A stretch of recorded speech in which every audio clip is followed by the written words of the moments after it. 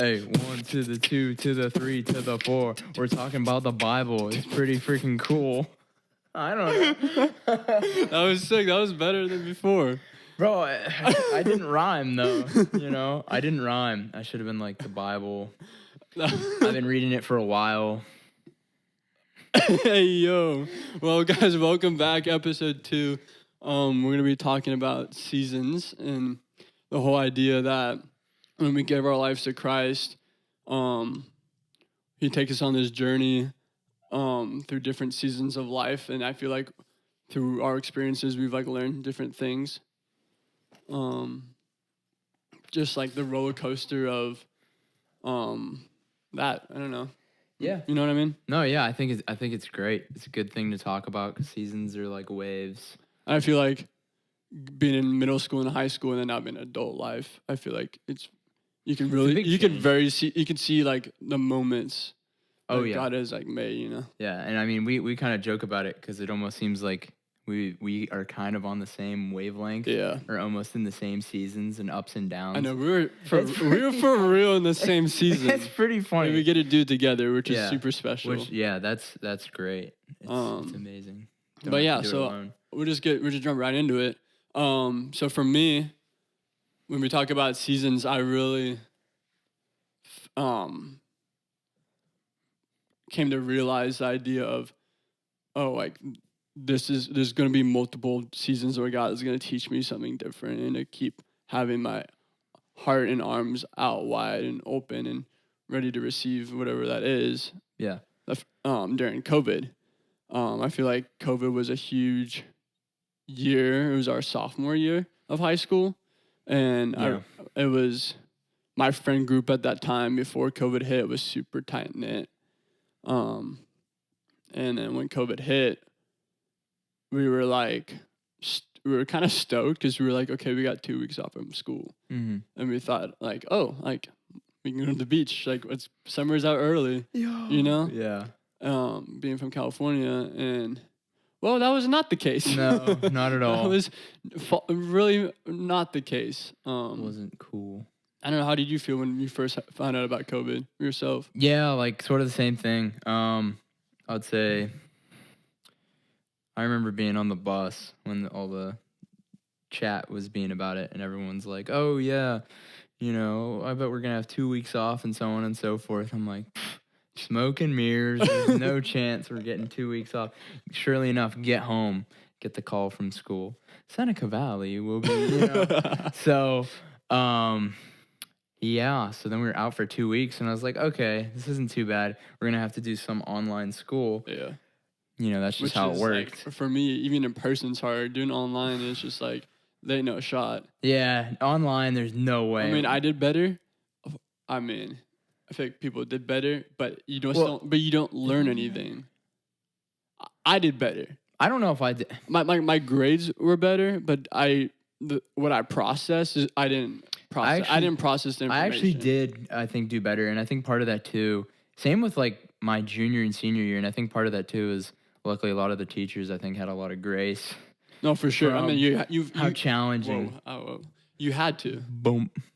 Yeah, no, you had to. There's no way, I'm going to grade you harder. I'm going to grade you hard. Heck no, dude. Wear a mask, too, all that stuff. Yeah. But yeah, so COVID hit. When COVID hit,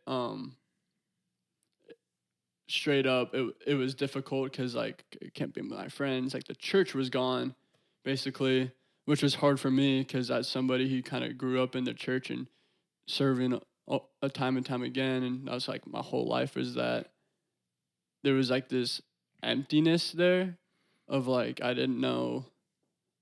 I feel you feel really isolated, not just because for me it wasn't just because I couldn't hang out with my friends, but in my community is more I can't be at church. So that was super difficult for me, and then I got in a huge car accident, which was a big deal. When I look at it now, I always remind myself, reflecting on it, this is 5 years ago, that God literally turns everything for his good, and teaches you stuff through it. And I really was taught how precious life is, and that tomorrow's not promised when that happened. And then that's when I found like that's when I found solitude and like being this quiet, the secret place, so like important and so powerful too. Yeah. Because like it's almost like I was forced to be in that secret place and then figuring out, okay, God, like how, like what is this? What is this? And I feel like even though being like in a worship background and being in the presence of God, which was in a worship setting, it was awesome. It was almost like being in His presence, just me and Him. Yeah. Was so powerful for me, and I'd always go to the beach and stuff every night during that season, and I'll have my guitar, and I'll just be sitting down there, watching the sunset, and just chilling and reading my Bible and stuff. And that to me was like when I felt like He was really putting in like perfect peace. Yeah. And that's when I found my life verse, was that season, which was Isaiah 26:3, which says, "You will keep in perfect peace all who trust in you, all whose thoughts are fixed on you." And that kind of has been like my life statement, I guess. Every person I come across with, when we talk about God, like my life verse always comes out because it's like so evident from my life. Yeah. That I try in every single thing I do to not act upon it or to not say something if I don't seek God first, and if I don't pray about it and seek His perfect peace and see what He has to say. So that was like that season. Yeah. For me. And then it goes to then I went to when COVID was opening up. Yeah. Which was going to, and then there was like a lot of church transition. Yeah. Which was very strange. And I was like used to church transition before that, but it was like a whole different like it was like somebody asked me to run the high school worship team. Mm-hmm. And I was like, yeah, I got this. Yeah. But I had a good relationship with our pastor at the time, and so it was difficult in the beginning, but we kind of got in a rhythm of doing it, and I felt like all my equipping from the past was like for that moment. Mm-hmm. And then I'm trying to remember. So then after that, it was unique because like that happened. There's another church transition, and then I'm just there trying to like make sure our worship team is still around.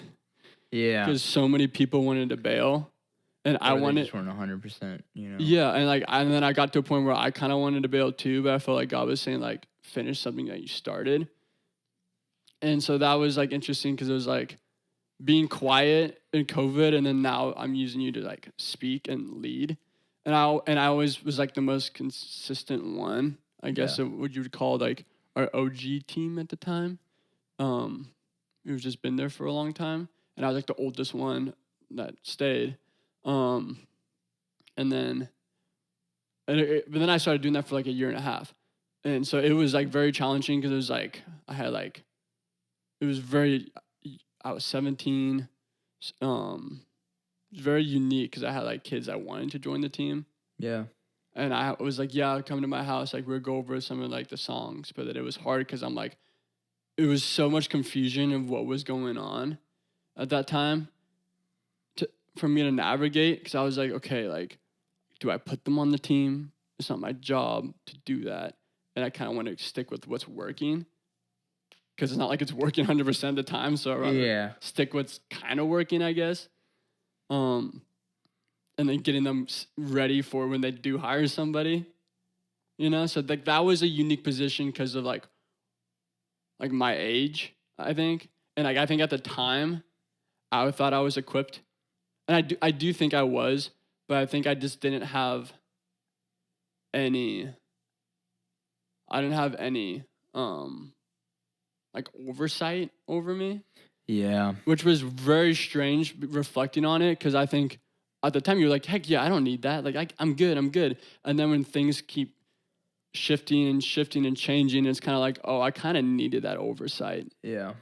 'Cause you can't do it all. You can't do, and it's like, okay, how do I do this with so and so? Because you build relationships.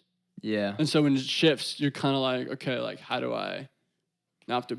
It was very strange. Yeah, like how And you it was all, and navigate it's, I have all love for everybody in that whole season, because it kind of taught me. It kind of forced me to be in situations that were uncomfortable. Because I learned I learned to speak up, and then I also learned, oh, when I don't speak up, stuff happens. So it's all love, but it was a very like weird season, because it was like COVID happened, more intentional with God, kind of like, okay, God, what do you want me to do? And then it's like, okay, now I'm throwing in the fire, I've never had before. Like I always was serving, and then it's like, boom, you're in it. Yeah. And I'm just like, yo, what the heck?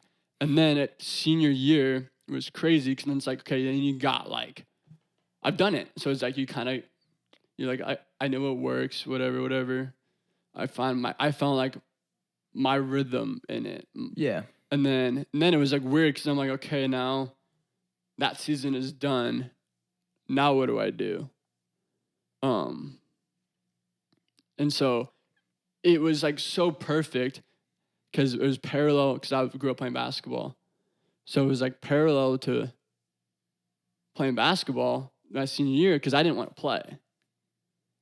Like I wanted to play, but I knew I wasn't going to get minutes. So I'm like, why am I doing this? And like, I'm not training as much anymore, because like I love the sport, but I didn't really feel like that's what I was supposed to do. Yeah. So then it was a lot of praying about that, and I decided to do it. And it was perfect, because like my whole heart posture changed, and it was probably the most fulfilling season playing basketball ever, and I barely played, because it helped me figure out, how do you excel in your role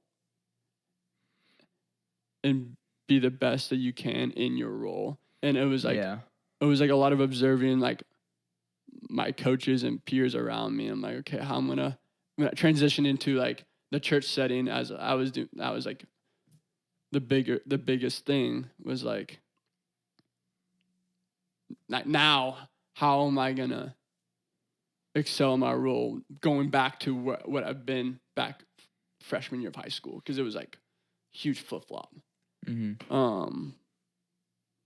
So yeah, I know but I say all this because it was like the whole idea of sometimes God wants you to be quiet, and sometimes He wants you to speak. It doesn't mean you're not pouring out with the people around you. Yeah. But it's like, I feel like there's seasons where He's like, I really want you to listen. Yeah, that's what I was exactly gonna say. Yeah. Season of listening. Yeah. And such. Season of listening, and a season of doing. Not that He doesn't want you to do things all the time and pour out and be poured into, but just from my own knowledge of seasons I've been through, yeah, sort of that kind of idea. Sort of building off that. But yeah. Now, what happened? I'm trying to think. Was there anything after that? For me? Yeah. Because I'm not trying to skip anything, because I know freshman year. Yeah, so then that happened. Learned a lot. Probably my junior and senior year, I learned a ton of just navigating who God wants me to be as a leader. Mm-hmm. And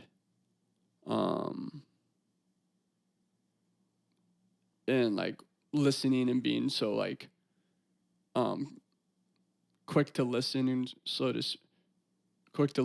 speak. And so fast forward to like now, like so last year, first year at college. So that whole process of even being here was like, okay, God, like if you're gonna take me anywhere, like it's gotta be bigger than school, all that stuff. And then so I'm here, and it's so funny. It cracks me up, because so the beginning of, I knew right away, because being at the church so deeply involved, I knew the hardest thing was gonna be letting my past go. That was gonna be like I knew that was gonna be the hardest thing, and God told me that was gonna be like the hardest thing, and because I'm a person who gets very attached, and when I'm involved in something, I'm in it like 100%, and like trust and loyalty is like huge for me, and just like every relationship, and so then when I got to Nashville, it wasn't so much the mental side of you're in a whole different state. It was like, okay, now I'm like not involved. And I had a little bit of gap from, I think I stopped serving in July that year. I did still do summer camp, but I always let summer camp be an exception just because I always did like the youth stuff with the kids and stuff too. It was very humbling and fortunate to be able to co-lead for those boys. But yeah, so I laugh about it. So everybody, I feel like they're like, okay, you gotta get off your phone, like you're addicted to social media, all that stuff. Well, the first 2 years of college, I was addicted to Planning Center Online, PCO. He might have just checked it today, but what? But now I'm serving at a different church. That's completely different. So that was wild because I still had people like checking in from back home, and I was still kind of slowly transitioning from the relationships I had still. So I still had people calling me, asking me questions and advice and stuff, but I did have one of my friends were like, you gotta like delete Planning Center, because they knew I wasn't gonna be serving anytime soon that year, because I was so burnt out. I needed like a season to get poured into and to go back to listening and seeing what God wants to do. Yeah. And so I deleted Planning Center. It was the best thing. It was the best thing for me, but it's just funny thinking about like how attached like that app was to my life. Yeah. But I'd be attached to the click tracks.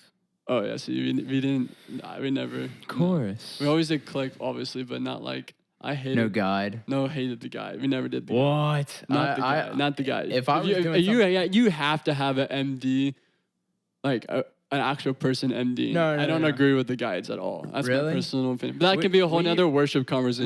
We did the guides, and like if it was something that was more like, I was always thankful if it was something more last minute. Like I had a lot of schoolwork the entire week, and I was practicing for like jazz band. Yeah. Didn't get to really practice for the worship thing, and I just charted it out. Yeah. Then I was like, the guide would help with that. So yeah, no. I mean, I'm very the click that's track. That's a whole nother click track is conversation, but I'm so against the guide. Really? I don't get it. Like anti-guide propaganda.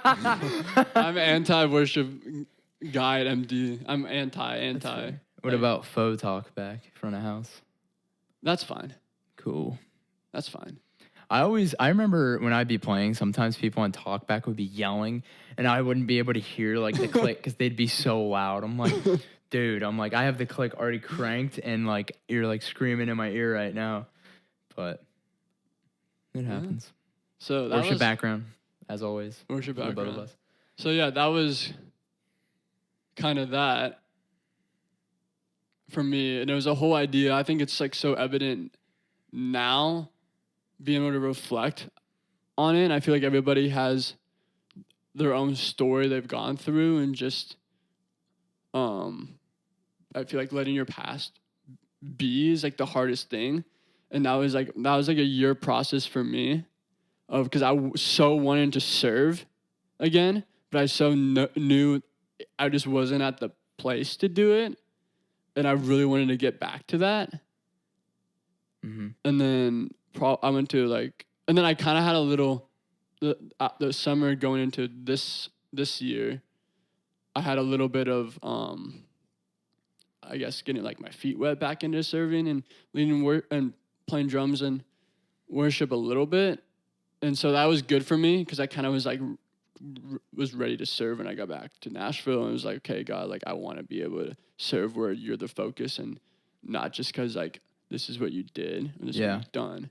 And so I finally got to that place again. So then coming back here, serving at the church that we're at currently, I was on the usher team. Now we're the welcome team, and like first Sunday of setting up chairs and not being involved in worship was like amazing. And I was like tearing up because it was such a long process. Like, I'm like, God, I really want to serve. I really want to be involved in a local church, but it was so difficult. And I remember the guy was kind of giving me a tour around the church. He was like, are you okay? I'm like, dude, this has been a long process, but I'm so happy to be here. You have no idea. And just finding worship, which that's another whole nother thing, but finding worship in everything you do and setting up chairs was so like setting up chairs and watching the worship team was so amazing for me and healthy for me, and also like I just found my first love again, and making sure the chairs are like perfect and putting like the connect cards in the back and all that stuff was like I found so much. I just found my love to serve again, which I was fighting to get. Yeah. So I think that's so good. I don't want to go off in a whole. Well, we'll go off on a little tangent. Yeah, let's do it. This is what this is for. Doing things, whether like serving, as worship, for God, and like it changed my complete outlook on, say, doing a job you don't like. Yeah. Like I remember I was in the summer a little jaded. I'm sure you could probably recognize that when I got back to school. It was just a pretty tough summer.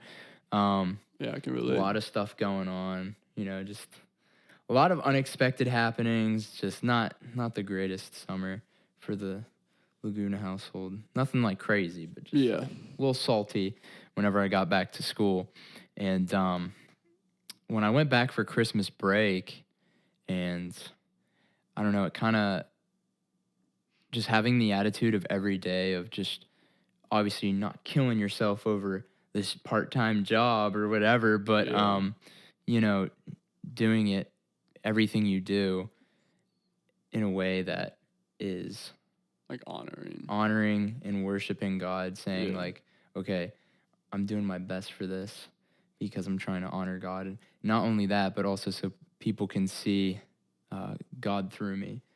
And trying to be positive, good. trying to be a light at the work. But no, it changes your outlook completely. I was a lot more happy to be at work. I mean, granted, I needed money too, but that's just the college story.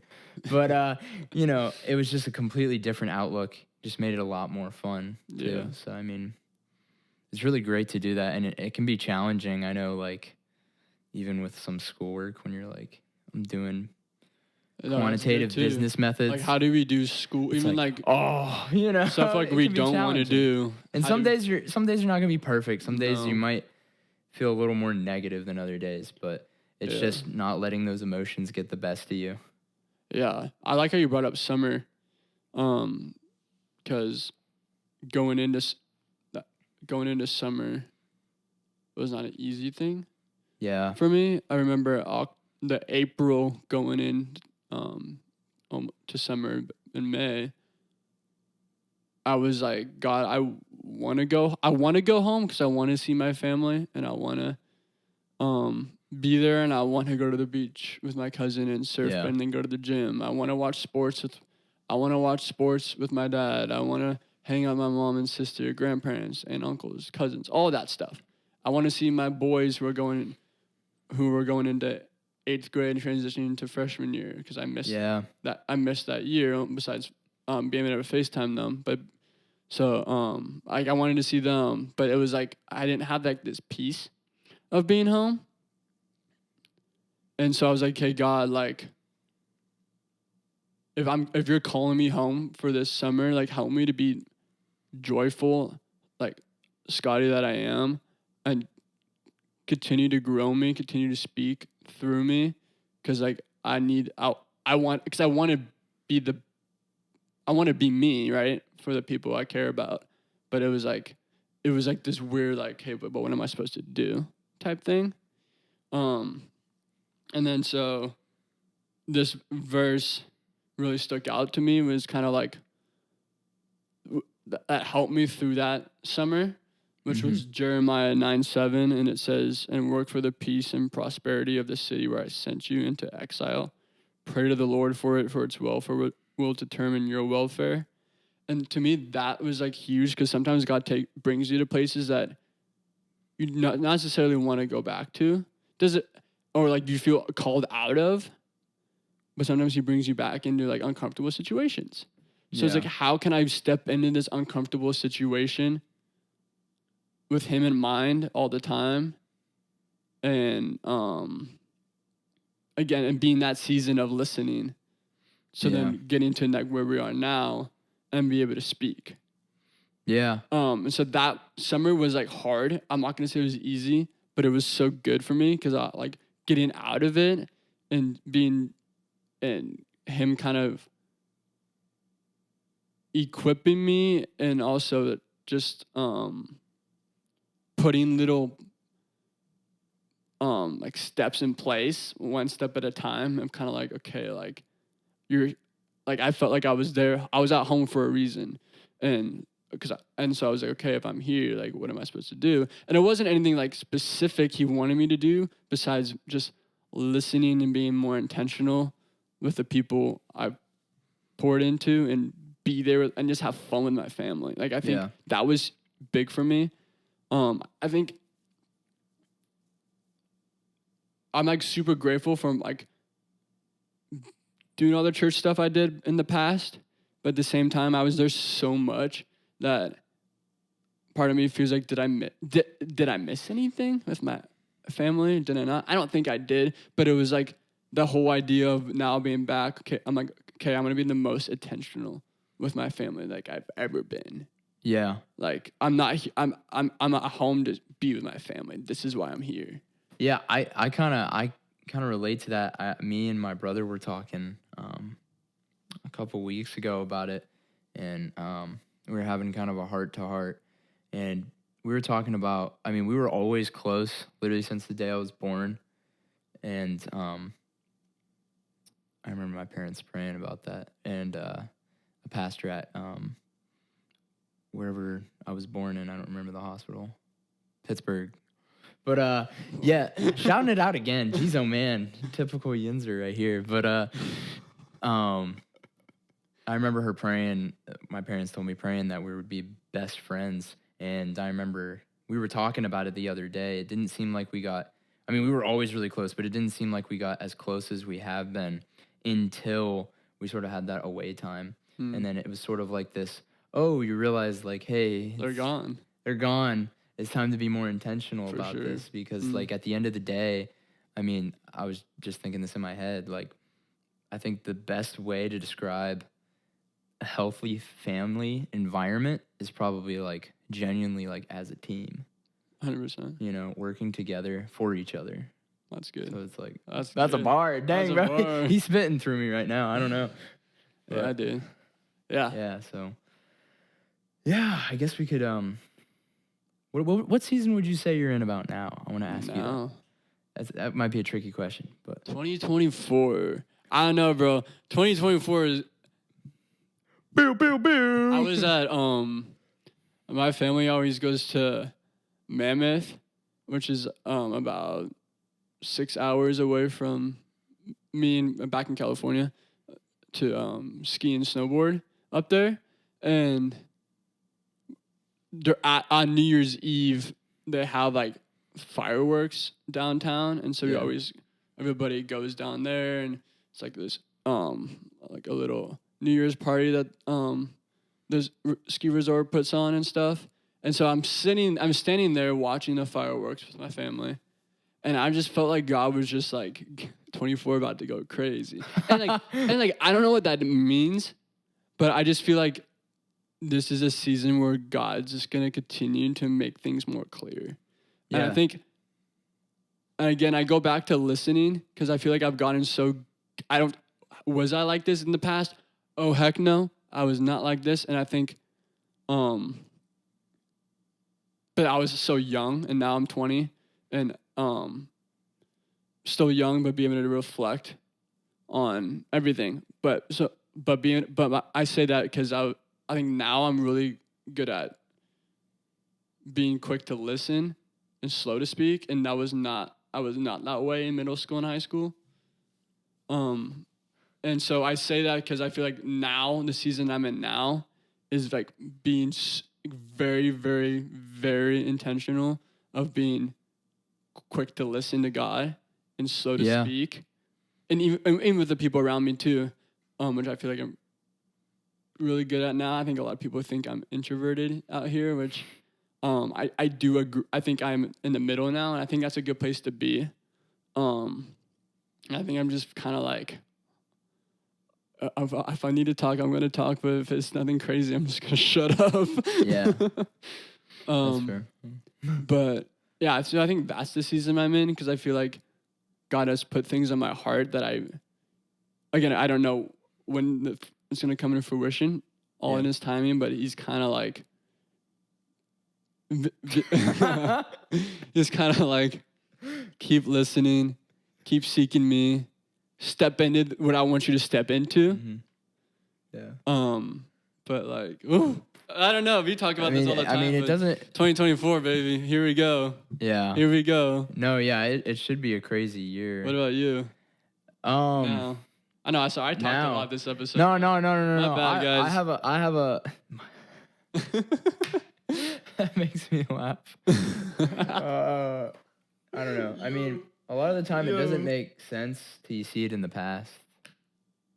Oh. Sorry. But what is that? Wait. What is that lyric again? Didn't make sense or doesn't make sense till you see it in the past. Yeah. Something like that. God moments. So that's like, I love that song. That's probably my number one played song right now. Mine too. Connor Smith, baby. Good people, good music. There you go. Connor Smith. Yeah, like God moments. Yeah. What is it? Didn't make sense till you see it in the past. I was looking at God moments. Yeah. I feel like that's so facts though, because like not. Oh my gosh. I think like yeah. now, like I think now I'm reflecting on like the journey that God took us on, and in the past you can see every single God moment of each situation that He puts you in, of like, okay, like I went through this and now I'm here. I went through this and now I'm here. Yeah.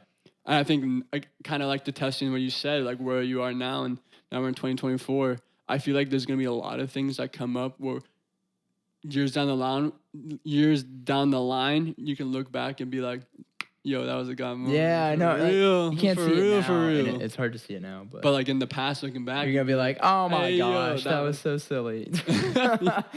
By the way, real quick, you down to get some Jesus' chicken with Montana at 5? Yes. He just texted me. He's like, I think we'll do 5. I'm gonna get a snack to hold me over. Yes, we get Jesus' chicken. Jesus' chicken, ladies and gentlemen. Yeah, I guess I'll kind of discuss some of my seasonal experiences. I mean, like Christmas, fall, and I'm like a dad sometimes. I swear, I make the same jokes over and over. Yeah, but it's so funny. And they're dad jokes it's just too. Like your delivery is so funny. Yeah, it's like awkward. It's so awkward. I love it. I love it. Yeah, I love it. It's so. Why are you funny. so awkward? I'm like, I don't know. I think it's funny. What do you always say? Like, you fear awkward moments fear you or something like that. Social anxiety fears me. I don't fear social anxiety. It fears me, low key. Yo, it's so facts. I thrive in the awkward situations when everyone else is like, "This is weird." I'm like, "This is awesome." I'm like, I love this. I feel like I don't know. I feel like you're breaking. Sorry, that sounds bad. I was about to say, I feel like you're breaking a boundary. No, that sounds horrible. Like, I feel like you're making it past an awkward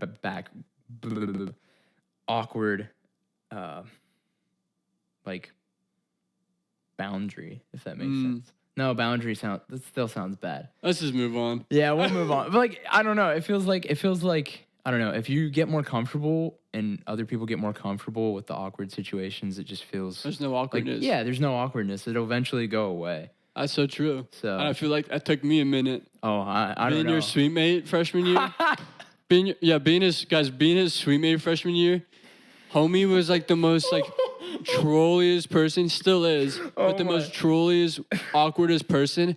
And I'm just like, I'm not gonna survive. I thought he was like Embrace the I thought he was like the awkwardness. dopest person, but like also like this is so like How does this guy like, just I deal cannot with I that? Yeah. cannot like walk with him. Like I would be walking in front of him. I would like be like I don't know this guy. I don't know why he said that. I don't know why he did that. I like your Jeep. Yeah. And then like in due time, like now I'm pretty used to it. Yeah, he is used to it. It actually grew on him. He starts to be trolly too now. Here and there. It's like not a disease, but it's like it's Here and there. contagious. Yeah, here and Other there. people start catching it too, or they just do like silly things. Yeah. Anyways. Nice little tangent there, a little goofy tangent. Yeah, I guess I'll sort of touch on COVID season 2020, the year everyone talks about. That was around the time.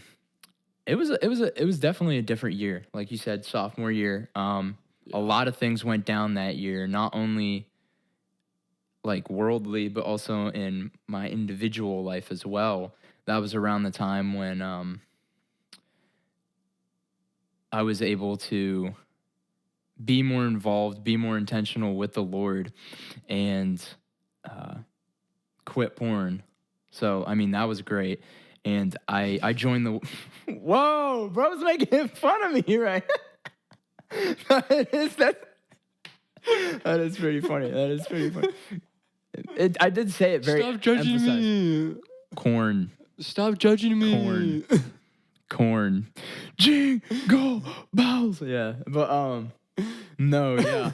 So that was when I was able to... I swear, it's just his delivery that just gets me every time. See, that's the thing. That's what's great. Like, I like when people laugh at things. It makes me feel more comfortable. No, me too. I'm For like... sure. Because it is a touchy subject. 100%. And we'll talk about it later in a different episode. There's a devoted episode So specifically for lust. Lust.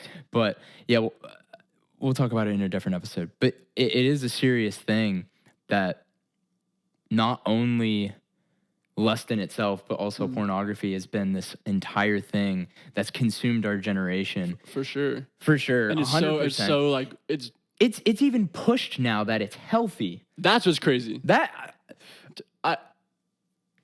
It's crazy. No words. It is kind of crazy. No words. I don't get that. I just think it's fast. Like It is fascinating. It's not good. I'm but not it's trying like, to, yeah. But I feel like culture's evolved even more. Like I feel like it wasn't always like that. Yeah. And I mean, you can look at positives and negatives for it as for well. sure. We can go in depth about that later, though. I don't want to go, because I'll talk about that for hours, low key. I mean, like, I guess the positive is that we're able to talk about it. For sure. We're just Because definitely in a past generation, you couldn't talk about it, even though it was still an issue. Yeah. I think it's, again, we're going to keep saying this, but we'll talk a deeper dive later. But I don't know. I think approaching it is different than approaching it when we were little kids. Like approaching it now, talking about it, I think it's even more approachable than what it was back then. Yeah, and that's definitely a positive, because it is an issue. Which is a positive. Because it is an issue, and it is something that a lot of people struggle with, both male and female now. So, not only lust, everyone struggles with lust, period. You know what I mean? But so yeah, going back. Sorry. Anyway, we're going back to COVID season. So, yeah. So, and that's when around the time I joined the worship team as well, which, like I said in my testimony in the previous episode, you should check it out. You could check it out. Quick little plug. Yeah, just immersing myself in, God's word and God's presence. But so it was genuinely a pretty good season, other than the fact that, you're kind of isolated, and eventually the churches did shut down. So that was kind of stinky. I remember for me, when the churches shut down, our little group, or whatever, like our student leadership group or whatever, our pastors made us didn't make us, but asked us to do a little devotional. Okay. And we posted on Instagram. But it was just kind of funny how we had to do that. Like it's even Yeah. like It's crazy. technology took another leap. Well, I remember we did small groups like over Zoom. Really? So we never did that. Yeah, we did that. I mean, that was kind of cool though. Like, I didn't like being on a screen. I just don't like being on a screen. I like to Same. see people Same. IRL in real life. Yeah. No, wait, that's what it means? No, that's crazy. It means I really like pizza. Okay. But yeah, sorry, I'm getting real sidetracked. But yeah, no, like that was the time when I joined the worship team and so on and so forth, like I already said. But the only downside, you know, being isolated, not being able to go to church, not being able to go to school, and honestly, because it was such a foreign thing to everyone, I mean, everyone was panicking, so it was like you couldn't really go out and see friends either. And so like that was the first time in my entire life I actually ever felt, I guess, somewhat sort of depressed. Yeah. You know, I mean, I've never really been depressed. I don't know. It's just, luckily I've never had to struggle with that. It was just at that point, that's the first time I ever felt that. I was like, dang. Yeah. So this is what that feels like, you know? But yeah, through that and through those issues that I just, you know, was getting over as well, like you already said, being isolated not necessarily forced you, but sort of prompted you to it's kind of like, how are you going to react now? You know what? Yeah, but it also forced you to sort of be in this I have it written down what I was going to say, like this season of stillness. And the importance of stillness and the importance of silence, and just it almost was a great reminder to be like, this is a relationship between me and God.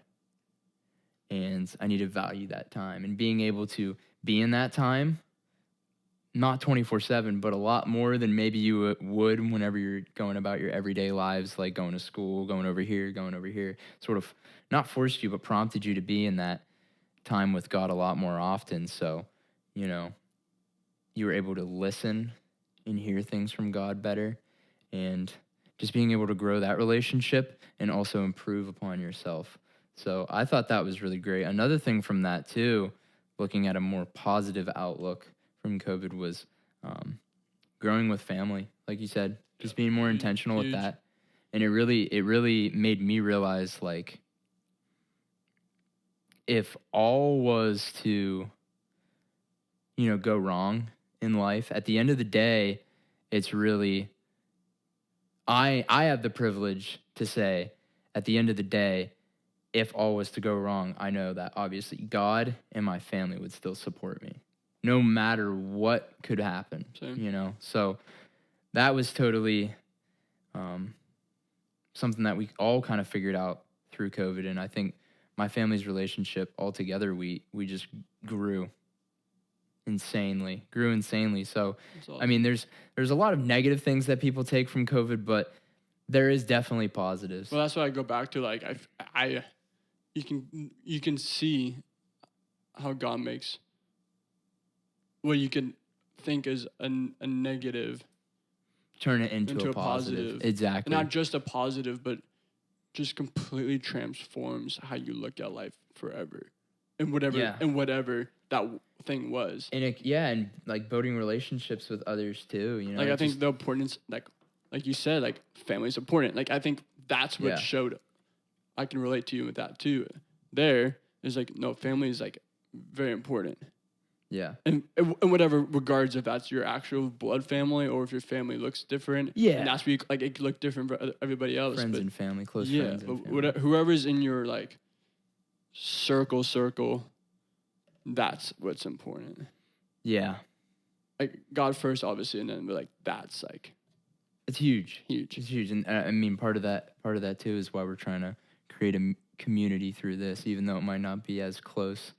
You know, we're still trying to bring that. This is what it's there for. Yeah. Is to be a family. Did you something? Yeah, I was gonna touch a little more. I was gonna talk about sort of college. First year of college for me was great. Other than, like, you know, the occasional homesickness, I like super bad. No. But miss the fam here and there. Still miss the fam, obviously. But other than that, I had a great year. A lot of direction and such. Yeah, I can relate. Clear direction. At least I thought at the time. And I'm one of those people who I've always felt like my entire life has just been clear direction. I've always been, okay, go, go, go. I know this is what he has for me right here. So that's what I'm chasing after, and I'm chasing after him as well. But these are the two things. Yeah. Boom. Okay, I know what I'm doing. Cool. There's a set goal that I know what I'm trying to achieve. And sort of this year, was definitely a huge season of maturity for me, because this is the first year I felt like I haven't had that. I've had things to chase, but I haven't had the, I guess, clear, like, okay, this is what I know I'm being called to do for the next season or the current season of my life. And it kind of threw me a curveball, flipped me on my head. I was like, what? Like, that original calling that I felt last year just felt like it entirely changed. Yeah. Not that I wasn't supposed to do it, but that maybe isn't something he has for me for, say, I guess, like a full-time gig or full-time opportunity, I guess. Yeah, not like and that. So, I like that wording. Yeah, and so, I don't know, it kind of confused me. And so for the first few months of this year, I was just completely confused. More of trying to just force things out and like, okay, I'm just going to go and do it my way, instead of really just trying to listen to God and hear what he has. Just being like, oh, well, I don't know what to do now. Freaking out like, one of our friends does that, so I had to do it. Yeah. That's funny. But being 20 too. Being 20 years old, it's like no, I'm supposed to be an adult soon. I'm gonna eventually have to provide for a family. I'm 20, and it's like that's what like a goal is. Can we say that? Like a goal. Like we want. So it's like, how do I get? Goal. Like how do I? And it's like I feel like I need to know what I'm gonna do in order to get to that goal. So then I don't. Yeah. So I'm not. So it's like they continue to. It's like continue to trust in his timing. Oh, and that was just what I was about to say. My bad. No. You're good. Bad. We do this all the time. Someone's about to say something, then we go, bruh. Bruh. I was about to say that. I was about to say that. Bruh. But sort of being in that state of being worried and fearing of the future because you're confused. And you're like, because that's how I kind of felt this year with, as far as the calling goes, is like, oh, I'm kind of confused. I don't know what I'm supposed to do. I don't know what you're calling me to do right now in this season and in the next season. So, it makes you kind of worried, and you kind of freak out. It's like taking a fish out of water, just flopping all over the place. Just don't know what to do. But I have a verse for that. It's Proverbs 3, 5 through 6. It's actually not 5 through 6. It's actually 1 through 6. But 5 through 6 is the one that everyone knows. So I'll start from the beginning of that chapter. My son, do not forget my teaching, but keep my commands in your heart, for they will prolong your life many years and bring you peace and prosperity. Let love and faithfulness never leave you. Bind them around your neck. Or bind them, sorry. Bind them, I'll bring it closer to my eyes. Bind them around your neck.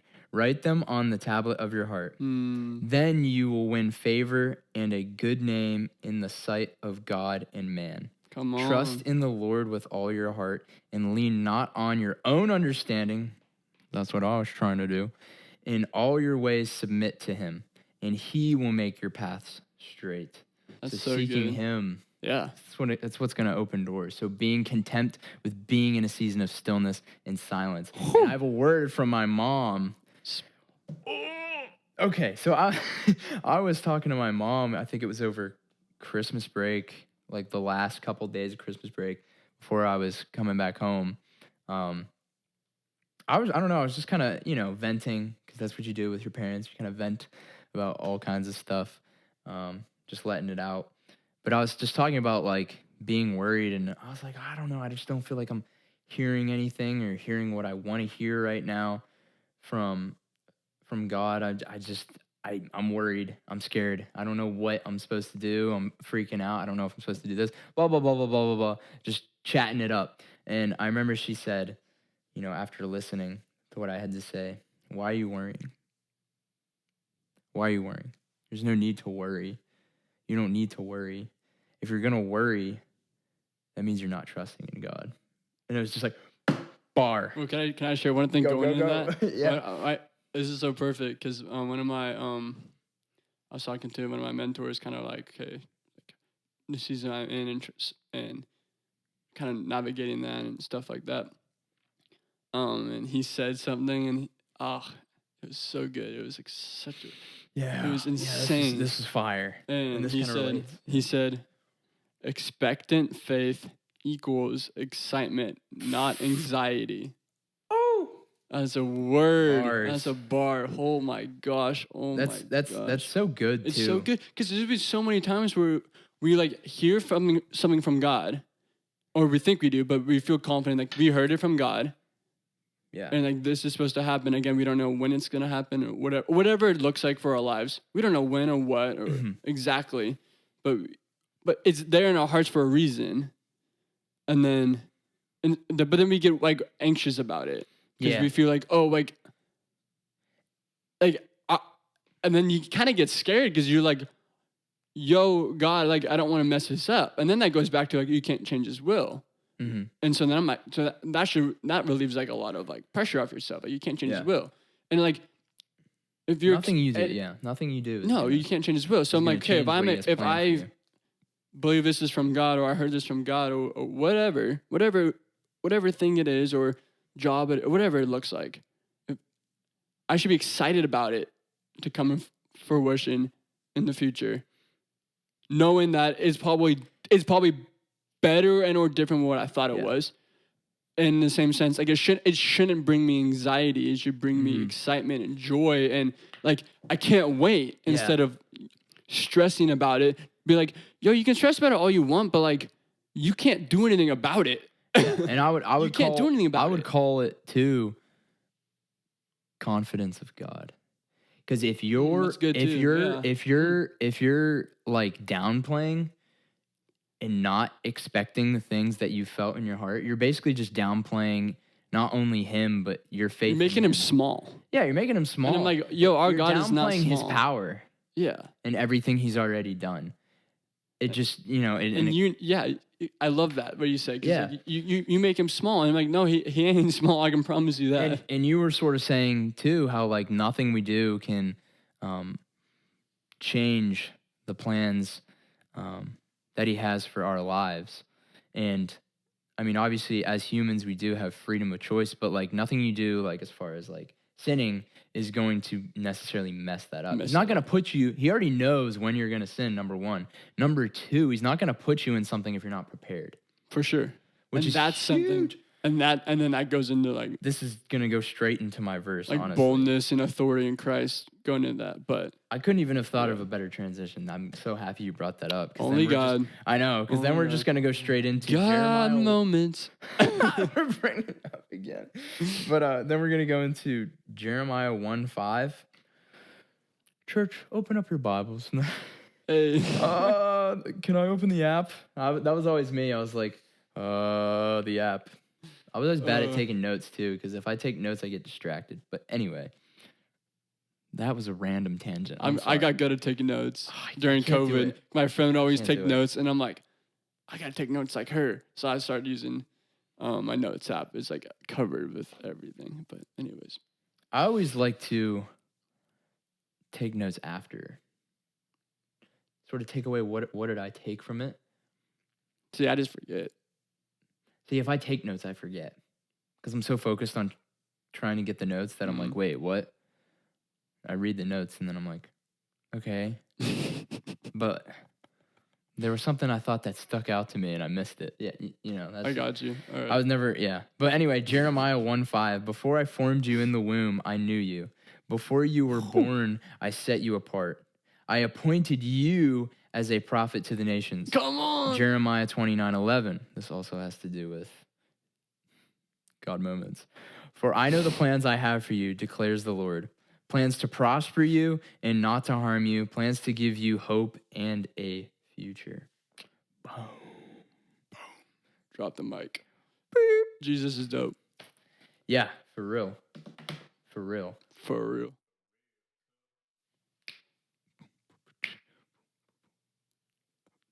You want me to start beatboxing? It's fine. It's fine. We didn't get the cue. It's cool. You want me to go back into that? No. We're good. But no, I just think that's so powerful, and being able to be content in different seasons. And I think the main thing with that is, at least for me, through different seasons has been being able to trust God, even when you can't see what the heck's going on behind the scenes. And it seems like maybe something you want to do or you thought you were going to do isn't going to work. Just being able to worship Him, do your part yeah. as far as just keep doing what you're doing and seeking God and trying to listen your best, but also just trusting, being able to trust and not worry. That's very hard. And finding community around you to support.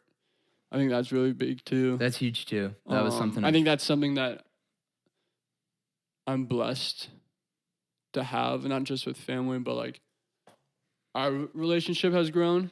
Yeah. And again, we're in the same season, which is crazy. I feel like pretty cool. And being able to do it together has been cool.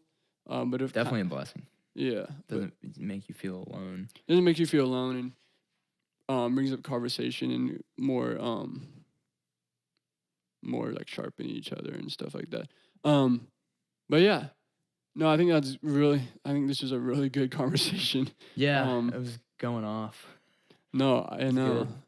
So when we first like, we're talking about seasons, and we're praying and we're praying into it and seeking His word and stuff.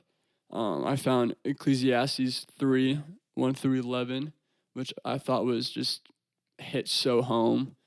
And before I read it, I just wanted to emphasize what I was reminded of how like the Bible is living and breathing. Yeah, that's and so if good. we align our hearts to be able to receive it, you don't need somebody to have this crazy approach. Yeah. To preaching or teaching or talking or reading His word. You just need to read the word. It's literally a book of cheats on how to live. For real. But anyways, Ecclesiastes 3:1-11, it says, "For everything there is a season, a time for every activity under heaven, a time to be born and a time to die, a time to plant and a time to harvest, a time to kill and a time to heal, a time to tear down, a time to build up, a time to cry and a time to laugh, a time to grieve and a time to dance, a time to scatter stones and a time to gather stones, a time to embrace, a time to turn away, a time to search and a time to quit searching, a time to keep and a time to throw away, a time to tear and a time to mend." That's huge. "A time to be quiet and a time to speak." That's what I was kind of talking about throughout this whole thing. "A time to love and a time to hate, a time for war and a time for peace." What do people really get for all their hard work? I have seen the burden God has placed on all of us, yet God has made everything beautiful for its own time. He has planted eternity in the human heart, but even so, people cannot see the whole scope of God's work from beginning to end. And kind of just summing up this conversation, it's like, yeah, but stuff can go on that's not ideal. Yeah. But to be able to fight for knowing that it's going to be beautiful, because that's all that God does is make things beautiful and good. To be able to fight and be able to talk to Him and listen to Him, to be like, okay, like, when are you going to like change my heart, change my mindset? I want to grow in this event that went on in my life. I want to grow in yeah, whatever, the relationship that's been broken, or if it's with a friend or family member or dating relationship, whatever that looks like help me to be able to see it differently. Yeah. And I feel like in each season we go through, it could be an event again, a relationship, whatever, but be able to see the bad into beautiful. Yeah. And that's something that I think I've really good at now, is knowing that it's gonna be that. Yeah. Just give it time and keep listening. Because you want to get to the place where you're like, yo, God, I want to be where you want me to be. Yeah. In the future. Like, I want to be the man you called me to be. Change my heart, change my mindset, continue to grow me, humble me. Let's go now, you know? Yeah. Yeah. And I like what you said, like, whether it's through an event that's bad or good, and how he's going to grow you through that. Even if, say, that bad event, you know, like if it's a horrific event that's not from him, for example, just my testimony, The car accident, it's not from him, but him taking that and being able to turn that into something that you can reach to other people and serve him, and almost just turning it into something beautiful. Yeah. That honestly completely changes your heart posture from whenever it was maybe in that event. Yeah. So, amazing. This is a dope conversation. Chef's kiss. All right, now we're going to go into this segment where we just want to talk about prayer requests. Prayer requests. Again, we're big family guys. Huge. So if you have anything you want to pray about, or you want to ask for prayer about, just shoot us in the DMs. Like, we want to be there for you, and we are there for you. And if you guys need to talk, shoot us in the DMs. We can set up a time to chat. Just chat at us. If you feel called to, we would love a follow. We would love a subscribe and follow us on Spotify. Yeah. YouTube. We have our Instagram and TikTok up, and we're working on getting into more platforms down the road. But yeah, it would be a huge help. It would be a huge help. We believe that this is